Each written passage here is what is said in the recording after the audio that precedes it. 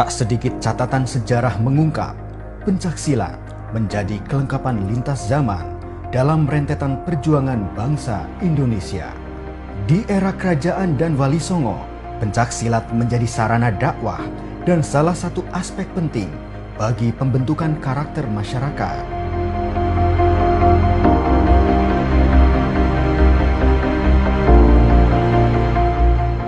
Di masa kolonial, pencaksilat menjadi alat strategis untuk menyemai kecintaan terhadap tanah air dan perlawanan terhadap segala bentuk kolonialisme, dan terus menguat hingga tercapainya kemerdekaan bangsa dan negeri ini. Di lingkungan pesantren Nahdlatul Ulama era dulu, pencaksilat tidak hanya menjadi sarana benteng diri dan kiai, tetapi juga sebagai sarana menanamkan nilai-nilai mahabbah dalam beragama dan bernegara, serta merupakan kebanggaan yang menyatu dengan kehidupan para santri.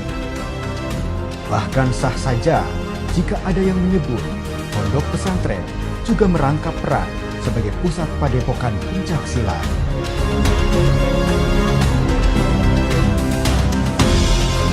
Seiring perjalanannya, pencaksilat berkembang pesat, baik di dalam maupun di luar pesantren, dengan segala keanekaragamannya berdasarkan segi agama, akidah, maupun kepercayaannya.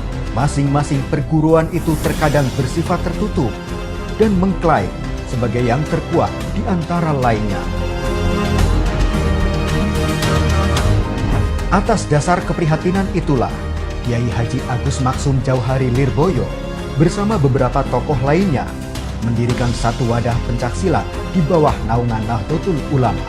Ialah Ikatan Pencaksilat Nahdlatul Ulama yang disingkat IPSNU. Kemudian Kiai Haji Anas Thohir mengusulkan nama Pagar Nusa, penamaan dari Kiai Haji Mujib Ridwan Surabaya, putra Kiai Haji Ridwan Abdullah, pencipta lambang NU. Waktu terus berputar, begitu juga Pagar Nusa telah melewati berbagai zaman dengan penuh dinamikanya.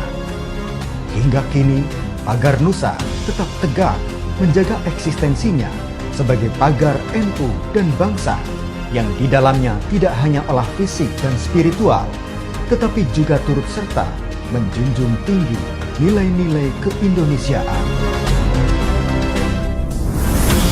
Berbekal kekayaan hasanah olah kanuragan, amalia, dan spiritual, pencaksilat NU yang diwariskan para masyayikh perlu melebarkan sayap untuk mengisi kebutuhan pencaksilat di hampir semua tingkatan lembaga pendidikan, baik formal maupun informal.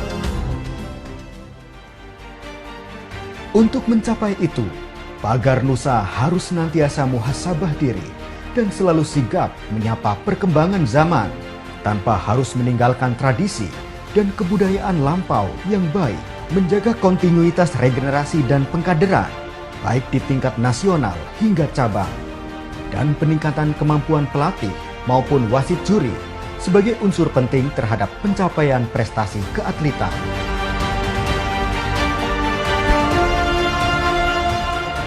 Dengan memelihara, melestarikan, mengembangkan, dan mengamalkan pencaksilat berdasarkan ajaran Islam berhaluan aswaja dan menganut salah satu mazhab 4, mengawal dan menjaga para ulama dan pengikut-pengikutnya dalam melakukan kegiatan-kegiatannya untuk menciptakan kemaslahatan masyarakat, kemajuan bangsa, dan menjunjung setinggi-tingginya harkat martabat manusia, Pagar Nusa telah menjadi kebutuhan penting untuk membentengi generasi muda secara mental, spiritual, dan fisik. Jaya selalu Pagar Nusa. La holiba illa billah.